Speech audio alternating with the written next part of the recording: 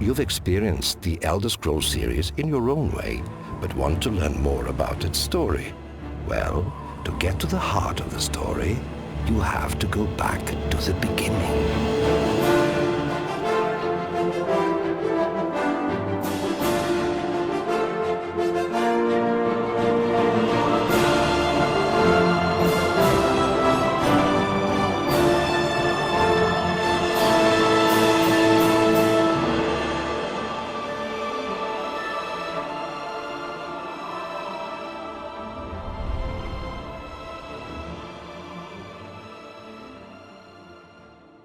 When summoning a Daedric prince, certain offerings are sometimes required. In this case, orc's blood, hissed sap, the horn of unicorn, ectoplasm, and the heart of the Daedra. Some say gold works just as well. Perform the summoning correctly, and just maybe, an Oblivion gate appears.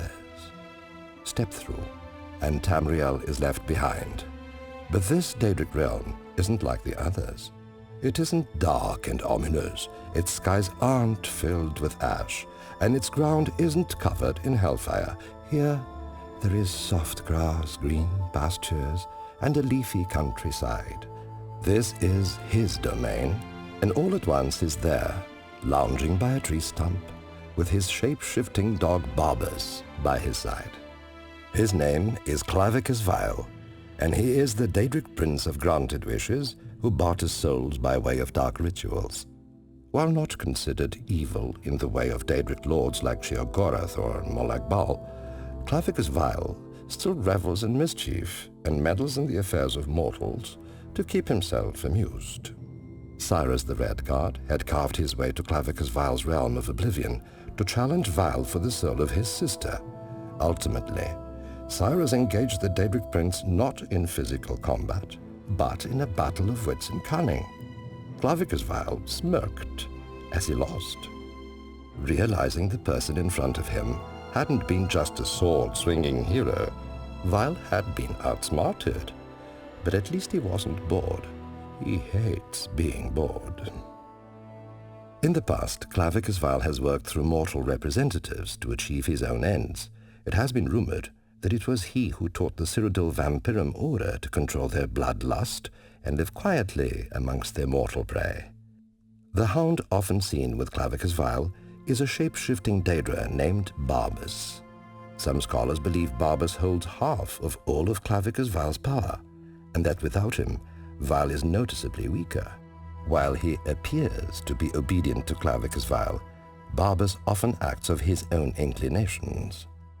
He has in the past warned people of Vile's plots, and has at times taken an active hand in stopping the plans of the Daedric prince.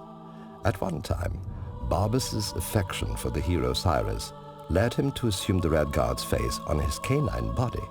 Barbas has used his shape-shifting abilities in the past to appear as a scamp, or even as a statue of a dog to hinder his master's plans. It's important to remember that this shape-shifting ability isn't exclusive to Barbas. Every Daedric prince is believed to change their appearance at will.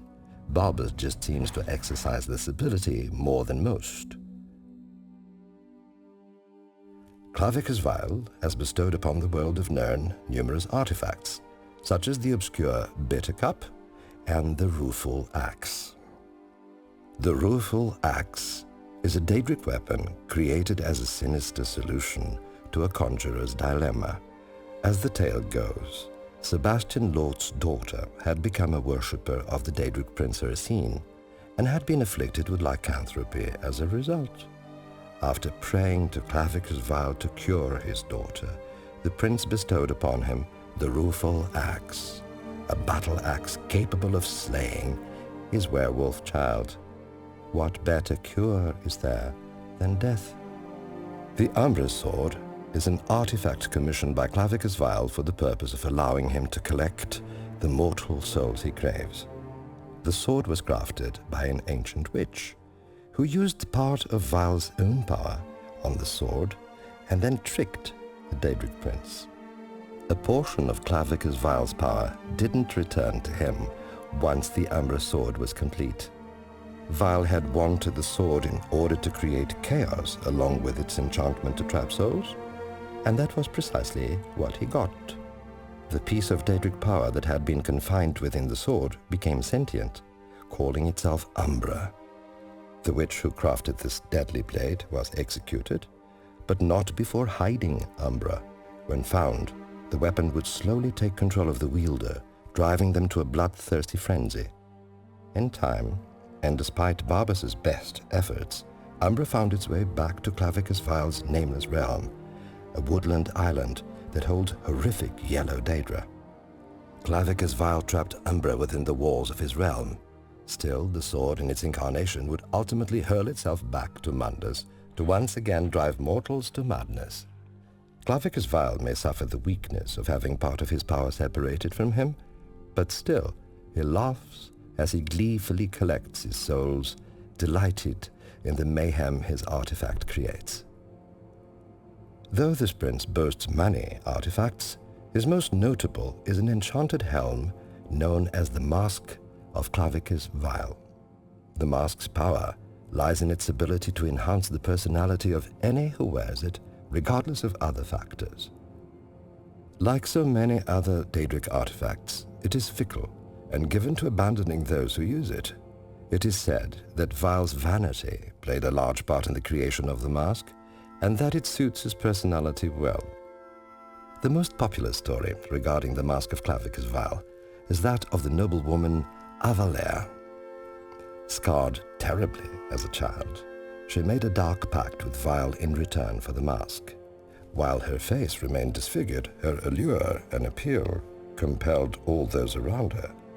She had been married but a year and a day to a wealthy baron before Clavicus Vile reclaimed his mask. Her wealthy husband cast her out, even as she was with child.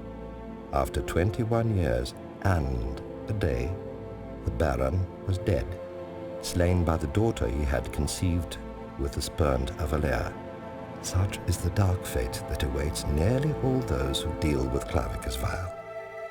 The very nature of Clavicus Vile means he shares a connection with another Daedric prince. Vile grants wishes, and Sanguine represents the dark place in the heart of mortals from which those desires spring forth. Sanguine is the Daedric prince of hedonism, debauchery, and vice. He is typically depicted as a short, horned man, often seen holding wine or beer, and is considered to be the patron saint of sinners, a prankster at heart. Sanguine revels in uproar and confusion, such as when he arranged to have a spell delivered to a dinner party hosted by the Countess of Leawin.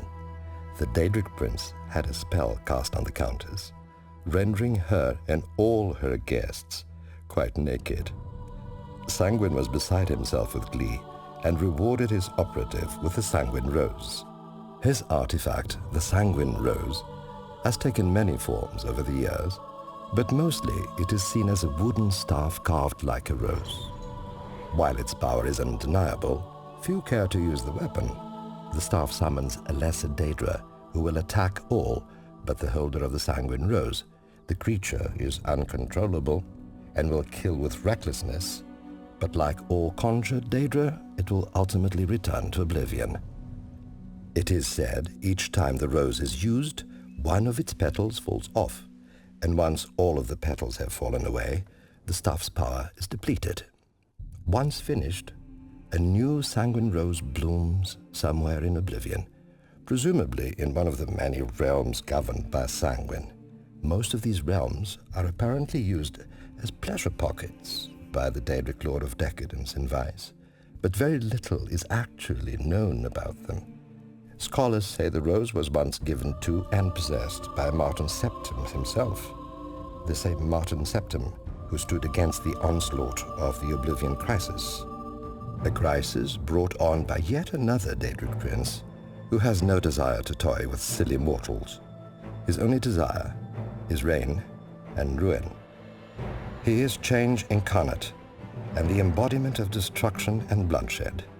This prince brought about the end of an era and almost claimed all of Nirn as his own dominion. But that is a story for another day.